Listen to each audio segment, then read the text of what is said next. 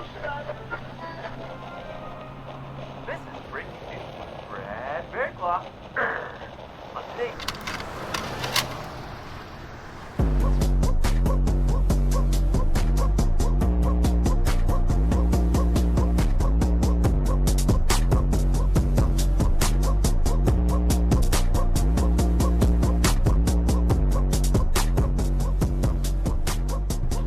What's up, guys? Welcome to this week's episode of Off the Reservation, a show that's devoted to giving you their 2 cents. I'm your number one wizard, Mal.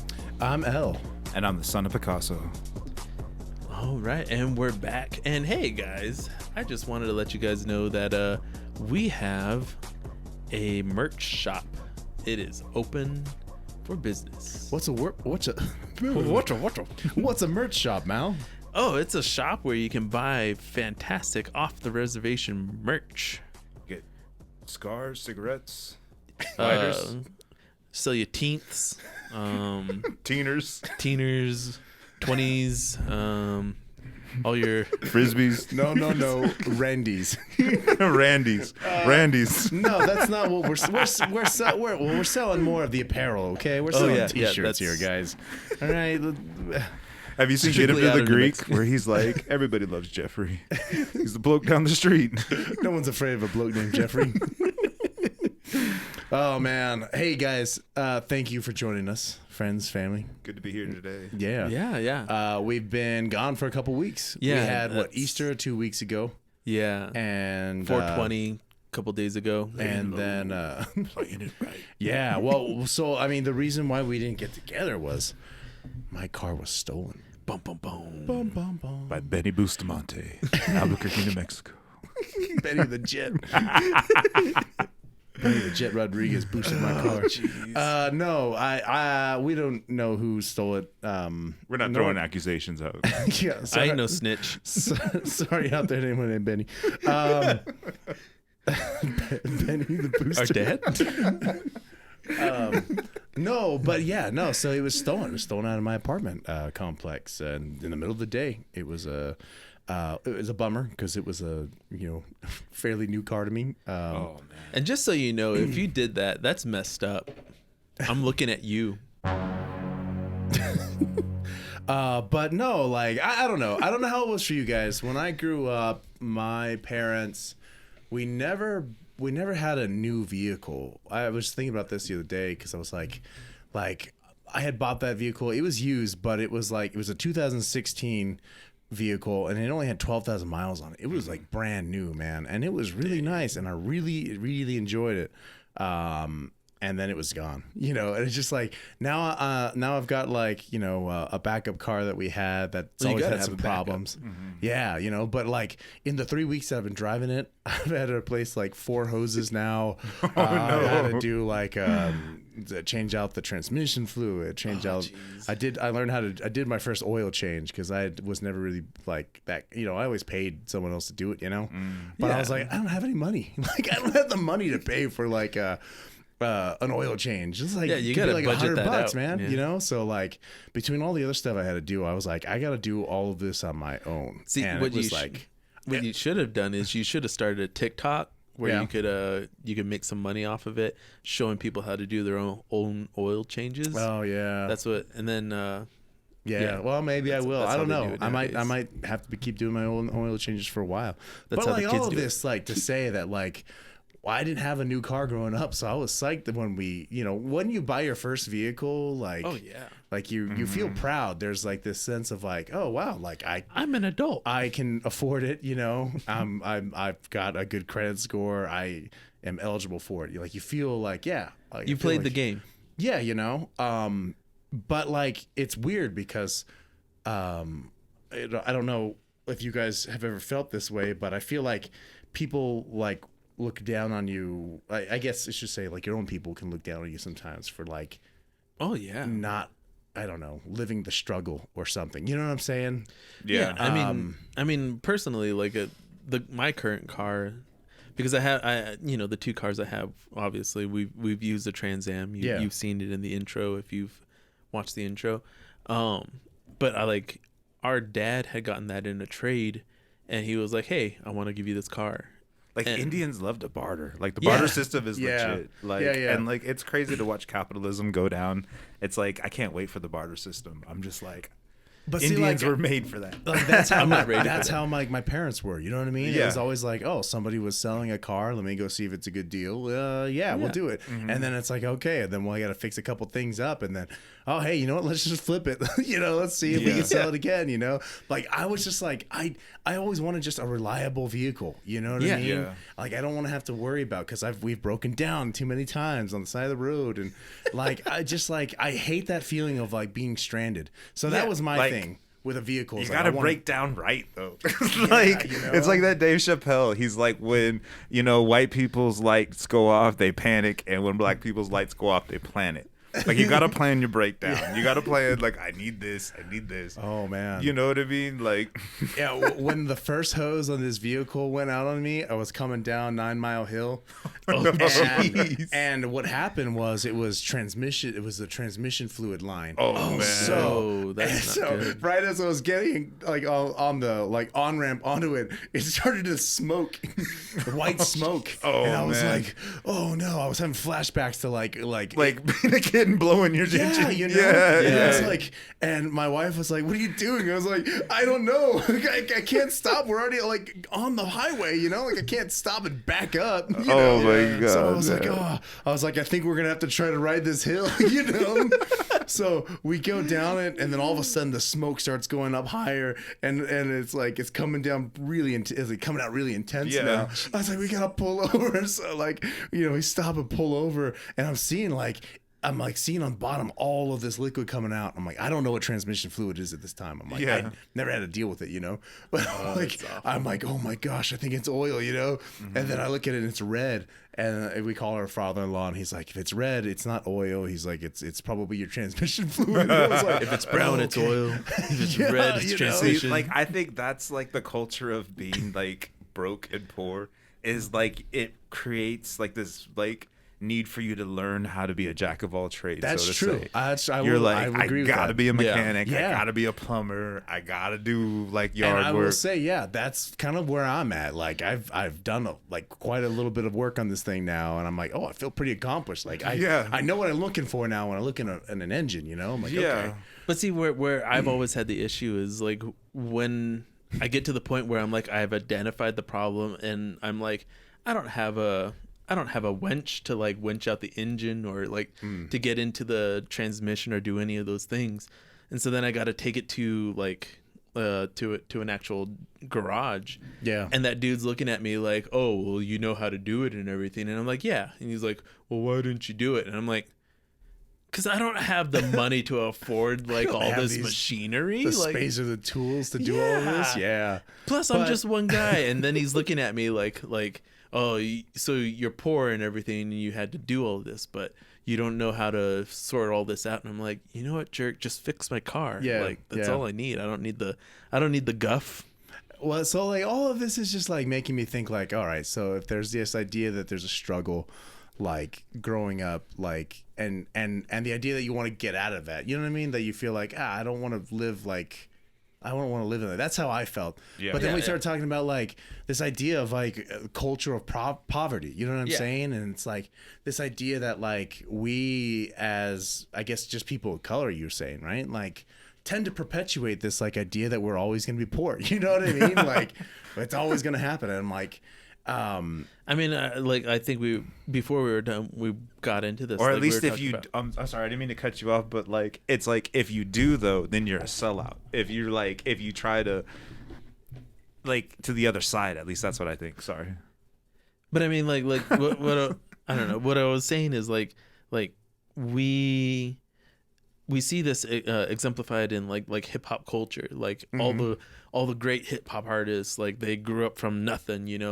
Like the Biggie Smalls. I was slinging on the street. All the people who looked down on me. My teacher, all that other stuff. You see and then always like, I'm up here. I got status. I'm drinking champagne, on a plane and everything. Yeah. So yeah, it's this idea of like, yeah, we looked up to him because we were like, man, he got from where I'm at to a higher status. But whereas like somebody who's like, oh yeah, my dad bought me my own instruments, and thankfully he had made enough money in the stock exchange that I was able to afford all of this. Yeah, you look at those people differently, and you think, well, you didn't go through the struggle. Yeah, you don't so know you me. You don't almost like you didn't earn it. Yeah. Yeah, like how dare you partake in the culture? Yeah. But like at some point, like, is that like for me myself, like I've heard the term urban Indian. Yeah. A lot. It's like people, we grew up in the city. We grew up off the reservation. You know what I mean? Yeah. And it's like, so we didn't grow up on the res. We don't know what life is like there. You know what I'm saying? Like, I don't have an intimate, like, knowledge of what it's like, Hey, man, I know where it's at. But it's like, I didn't grow up there, Yeah. And so, like, even, like, relatives will sometimes look at you and be like, oh, well, you don't know. Oh, dude, I got like the perfect example of this. So, I was dating this girl from the res, and we went back. She was graduating from high school, and so her family was like, "Hey, why don't you come out?" So, I show up, and they're like, "Hey, we're gonna build a shade house," and I was like, "Okay, cool, sure." And like, we need your help, and I'm like, "Yeah, fine. I'm here to help. Let me help where I can." And her uncles all break out their tools, and like they hand me like a 14 pound hammer, like sledgehammer, and I'm like, this skinny little kid who's been running like grown up, like running. Can't handle one of these, Sonny. Yeah. Hands it over to you. And they're all looking at me, giggling and laughing, and I'm like, all right, I know the joke here. You guys are giving me a hard time. And they're all like with their still whatever hammers, like the little like 4-pounders, like knocking in nails, and they're like, come on, hurry up, we need you to finish up. And I'm like, you know what, you guys, like give me a break. Like, you guys gave me like a boulder to try to put in these nails, and like I could feel that like you don't know the struggle. But I mean, like, son of Picasso, and I knew, like, growing up, building our own toys and building our own things, because that's the lifestyle we lived in the city. Yeah. It's like, you wanted to play with a gun, you had to make it out of wood yourself, dude. Like, mom and dad ain't got no toy gun money. Yeah, it's not like we were like never touched anything ivory gloves on all the time, It's like, but like at the same time, I don't know. See, but that's where I think like the social constructs are set there to like keep us divided. It's there to make us think that, oh, they have it better because they're in the city. Yeah. Right. And like, it's like, broke is broke, poor is poor. You know what I mean? Yeah. Like, if you don't got a job, you don't got a job. It doesn't matter where you're at. Yeah. Or like, your job doesn't pay anything. Yeah. It doesn't pay anything, and like, there's a lot of like other things that you like city Indians could be ignorant about, like reservation Indians. Like, oh, you get your house for free or whatever. Do you know what I mean? And it's like, no, like, we all have our own struggles as, people of color. Yeah. Yeah.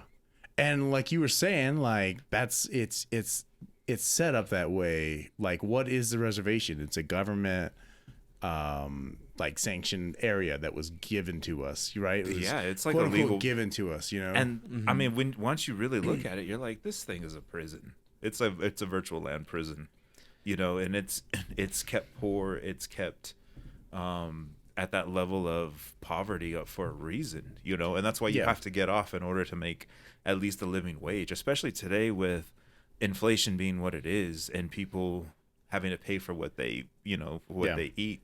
It's crazy. So it's kind of like, if you take from the things of being poor and you learn how to like grow your own food and like those types of skills of being broke, it's like you're able to make your life a little better, know.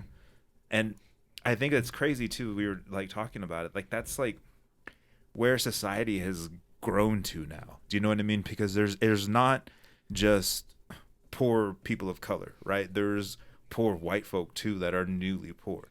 Like that the system is like cold out, and they're like, your side hustles now aren't making enough, and like your money isn't going as far as it used to at the grocery store. Yeah. So now like people are having to build gardens and like learn how to be indigenous, so to say. Right. And like getting off the grid, and it's nice. Like it's nice to get off the consumerism trail.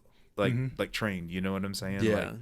Like I've slowly been feeling like that detox. Like I was like way into like collecting Jordans and collecting like shoes and the shoe culture. And like over like the past like I don't know 3 years, like I've just like slowly unplugged, and like it's been like kind of a crazy experience to get away from that idea of capitalism, so to say. Like and you know, like you can like people can look down on it and like think like, oh, you're just like into a trend or something like that. But I think like we as people, we can't get to the next level of enlightenment until we're purged of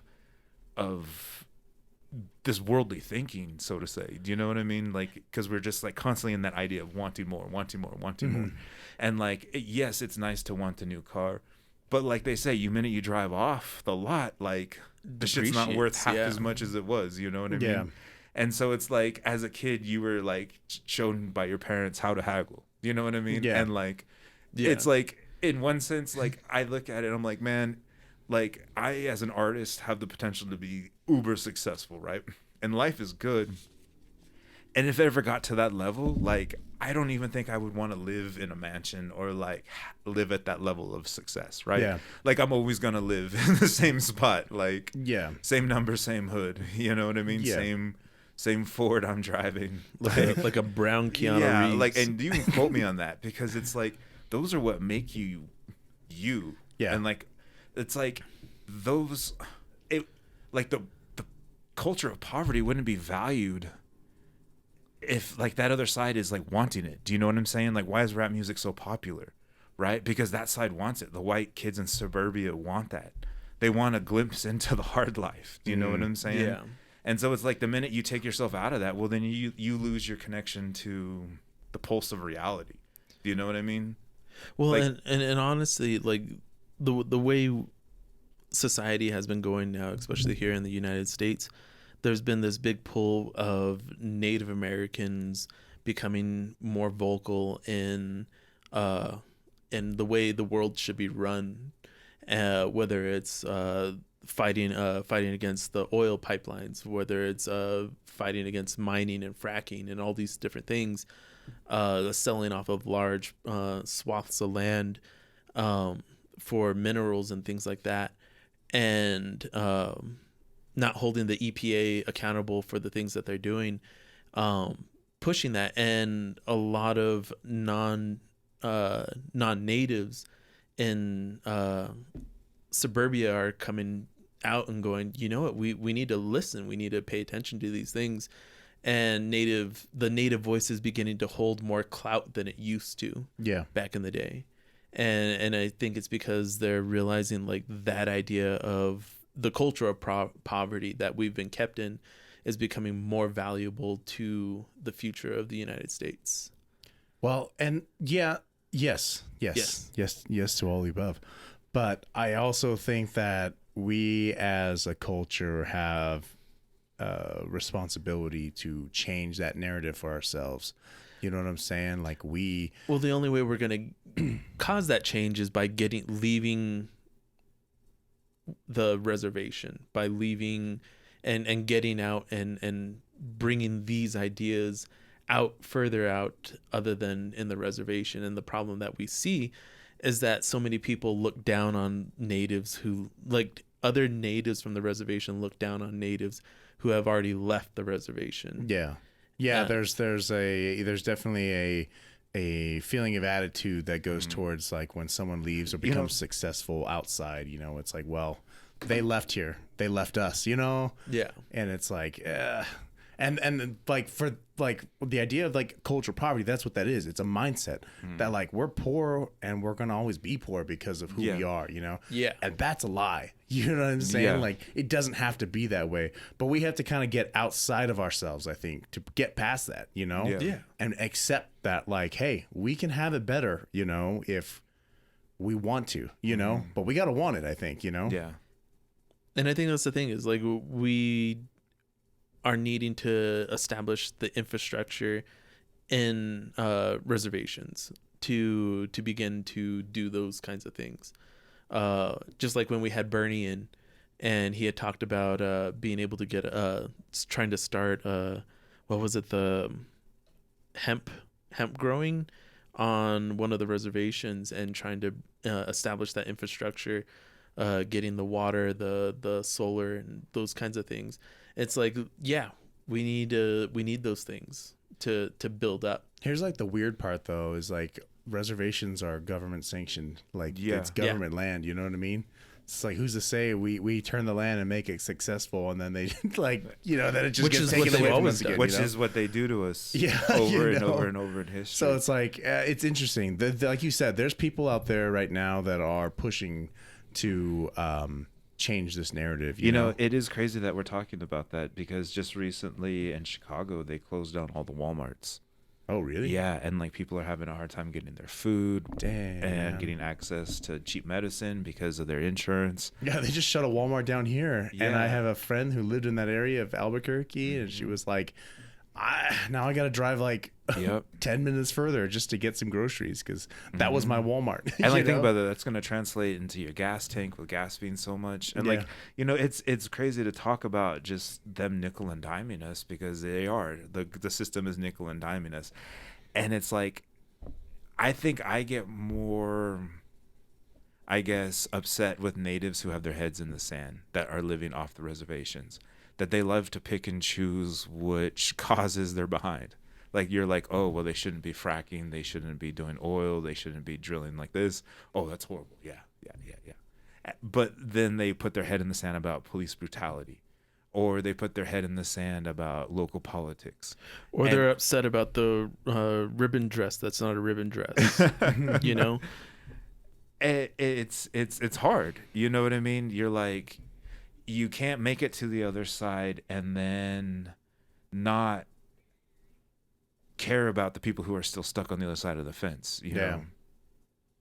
Yeah. So, no, that's true. Yeah. It's so like, what are you guys saying? How do we change this perception of this culture of poverty for ourselves? Like, well, like, what do they call it? They call it a generational curse, right? Yeah. So like, in one sense, it's kind of like, nobody's going to help you out. You have to help yourself out. Like, the only person that, like, I work so hard, not for me, because I know that I'm not going to enjoy it, this money, this monetary value that I've created, but my kids will. Like, me as an artist, like, I'm better off dead. I mean, I really hate to say it, but like, the minute art can no longer be produced, that's the value that it tends to go up in. That's what we've seen from the real Picassos to Rembrandts. Like, the minute you're no longer living on this planet, your art goes up. Yeah. And so it's like, if I'm faced with that value, like, I'm fine with that. How do I make sure that wealth translates to my kids' kids? You know what I mean? How do I position them so they're able to take on that generational wealth and break that generational curse, so to say, of being broke? Yeah. Well, I mean, I look at it and I see our grandfather on our mother's side, Wendell. He saw that he had a better future in the military, and so he joined up with the military. And I've been spending a lot of time with him more recently, and he was telling me how he wanted to learn as much as he could, establish himself better, and therefore it allowed him to, once he got out, basically pick and choose where he wanted to go. You know, he said he was like, I had kids, so I had to think of that. I had to think of all these other things. And I think as a parent, you know, once you become a parent, you start thinking, what am I going to start leaving behind for my kids, my family? Yeah, for the future. How am I going to set them up for success without? Yeah. And I think that's one of the things that has to be asked sooner than when you have kids. Later. I also think that part of this, breaking this perception of cultural poverty, also means that we need to have a different different perception of our community and the people that are around us. Like, if someone gets a new car, be happy for them. You know what I mean? Yeah. Like, don't put them down and be like, well, you know, you got a crappy car. And like, that's the thing, is like, once we realize that there is a real war waged on our pocketbooks as people of color, as natives, as all natives as a whole, living on the reservation and off the reservation, then we'll be able to fight better and to celebrate wins like that. Like celebrate like homie got a new car. Like congratulations, homie qualified for a house. Congratulations. Yeah. Like now you kids don't have to go to a shitty school district. You know what I mean? Things like that. Like we should celebrate that. Yeah, instead of being jaded and like pushing that, like throwing that shade at them, you know, it's like that's unnecessary. That's not helping the community. It's telling someone, well, we're upset that you're so successful. You should have stayed poor. You know what I mean? Like that's essentially like reading between the lines. That's how it feels. You know what I'm saying? Yeah. So like for me, I think like that's a huge portion. Like, sure, we might not all be able to go out and become activists and stop oil. We might not be able to go out. See, I don't know though, but like at the same time, I think I hate to disagree with you, but if you look at it like, what is your legacy that you're leaving, right? Yeah. Like history will pass you by if you don't do anything. Do you know what I mean? And keep going, and time will roll. And if you don't do anything to change it just a little bit or to put in your little bitty footnote, then it's going to go. Well, and see, I'm not saying like march or like tear down a thing. Even hosting this podcast, I'm not by any means saying that you haven't done anything. That's not what I'm saying. But what I'm saying is, if you don't step in and make one little change into the legacy of your family's history or native culture, then time will keep going.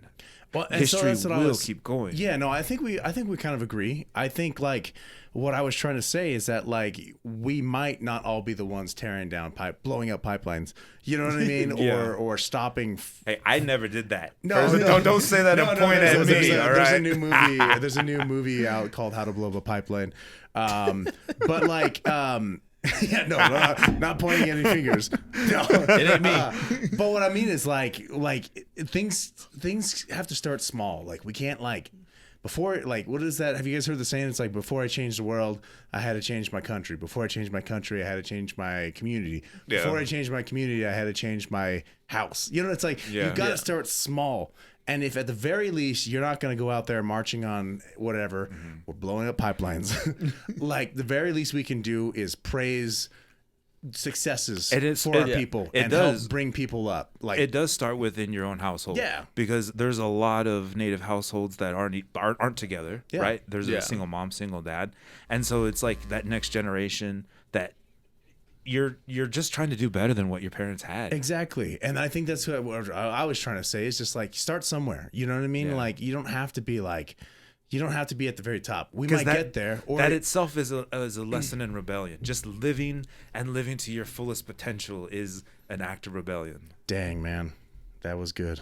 That is it. Y'all get out there and make some changes is what we're trying to say. You know, like we can do better. We can do better. We can be better, you know? So go out there and make a difference. There you go. Yeah. When I get my new car, I expect for everybody to be anyways, all of this, you know, whoever that guy is that stole the car or whoever stole the car, like do better. Yeah, you know, like stop bringing your people down. Man, you know what though? Whatever. That's Albuquerque pastime. It's Albuquerque. Yeah. Like it's a boost in it's Albuquerque pastime. There's a lot of Betty Boosters out there. Yeah. Betty Bustamante got me.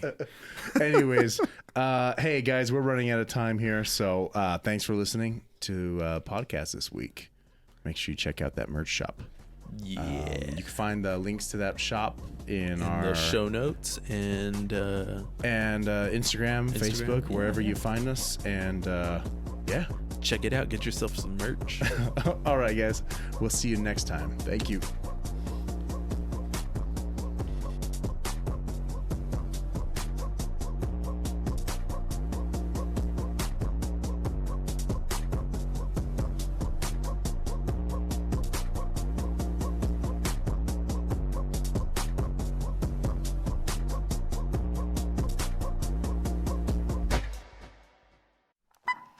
Are you ready to play this in? Yeah.